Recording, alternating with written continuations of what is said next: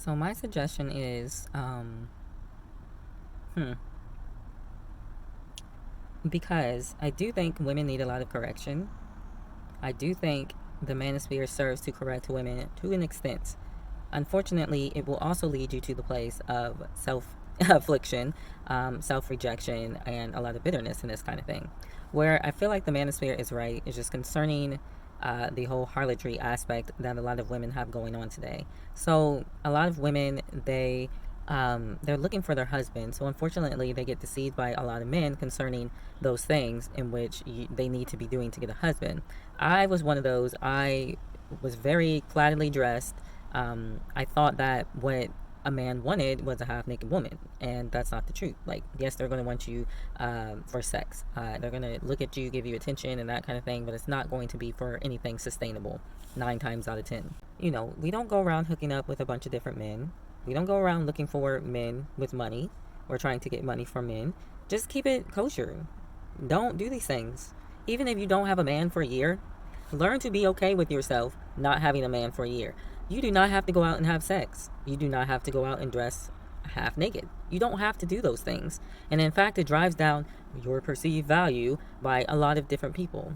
Now, and that doesn't mean that there's not men out there that if you decide to change, they wouldn't be interested in you. I mean, I know a lot of these men in the manosphere, they're so disgusted by your body count when they have twice as many.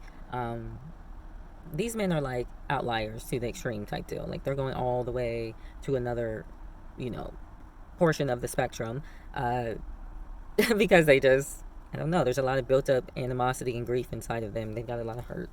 And it's towards women. And so a lot of the times they're going to spend their time blaming women because it's part of getting what they want, which is money, too.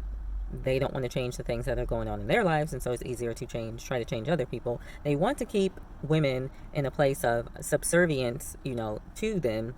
And don't get me wrong, a woman is supposed to be submissive towards a man, but she's not supposed to be subservient to every single man. You are supposed to be submissive towards your husband and to God, okay? And you treat other men with kindness and respect, but that doesn't mean that they own you and that you're supposed to be subservient to them. So if they can keep you in a mental state of self-rejection, in a mental state of comparing yourself to other women, because a lot of the times they'll start bringing up, oh, there's this Thai girl, and oh, I got a Colombiana. That is to serve to inhibit jealousy and comparing. And if it's not working concerning how these women, what their behaviors are, then they're going to try to do it as far as appearance.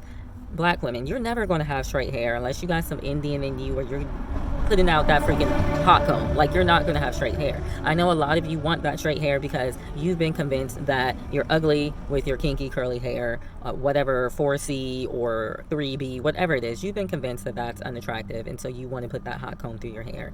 So they're going to start trying to say things, oh, well, they got that silky hair, they don't have to wear the bonnet and all that kind of stuff. That is to keep you in a state of self-rejection. You'll start getting your weaves, you'll start straightening your hair, and then they'll start complaining about how your hair isn't natural. Okay, now you're wearing it natural. It's short and natural, and it's got the kink to it. Oh, well, she looks like a dude. Because maybe they were expecting you to have that 3B hair. So at the end of the day, with certain type of men, you're not going to meet their standards because honestly, that was the seed that I had in my heart, which was self-rejection within myself. I looked at a black man and I said, that's not attractive. I've been shown that's not attractive. I don't like their hair. I want the kid with the good hair, whatever. I found every single excuse to reject a black man. And part of it was because I was rejected by them first, because I loved Tevin Campbell. I loved Jason. I loved the, not Omarion, but his brother. Maybe it was Omarion. I think it was Omarion because he was Batman. I loved him, and I was told several times that by black men, even though I loved them, that they didn't want to date me because I was black. And so I went on this whole journey of dating other races of men. And, even though I put them on the pedestal, I came to find out that they were no better. And it wasn't because just men in general they're all terrible or whatever. It's just because that seed that I had in my heart of self-rejection and rejecting other people, we reap what we sow. I was attracting men, or was attracted to men that were no good for me. And so it had nothing to do with the race at that point. You have to learn to accept yourself for how God created you. And that doesn't mean that there aren't things that need to change, but it's not necessarily concerning your hair and your physical appearance. When you come to God and you start worshiping Him in spirit and in truth, first off, you're not even going to be concerned that much about how you look, because you're going to realize the selfless path is the best way to go. And you're going to just be like, okay, my hair is kinky. This is the hair that God gave me. Thank you, God, for giving me kinky hair. You made me fearfully and wonderfully made. Psalms 139:14, one of the best verses that got me out of all my vanity, self-rejection, and thus the rejection of other people for vain reasons. So, nothing's going to be perfect for these guys. And that's exactly why you don't want to be around them, because they're coming from a vain state of mind. So my suggestion is, if you are a female with a sense of worth in any kind of way, do not spend your time in the manosphere. Do not spend your time trying to learn from them, because they are going to mix the holy with the unholy. That is the tree of the knowledge of good and evil at its worst. And so, if you are a woman that doesn't quite know her worth yet, you still don't want to go to the manosphere. Go to women that are going to encourage you and are going to lead you on the right path. And there's men that will do that too. I personally haven't come across too many men on YouTube that are, encouraging women to follow a godly path, because usually they're talking to, other godly men or whatever the deal is. So the more you spend your time in the manosphere, the more it's going to take your energy away from you. It's going to put thoughts in your mind that aren't true. It's going to give you a competitive spirit, a self-rejecting spirit, because that is the spirit that these men have. You don't have to be half naked. You don't have to sleep with anyone. You don't have to have a baby before the age of 27, even if you're on wedlock. You don't have to be married right away. Wait on the right person. Wait on God to send you a person, because God will send you the best person that's going to take care of you, and it's going to take care of your children.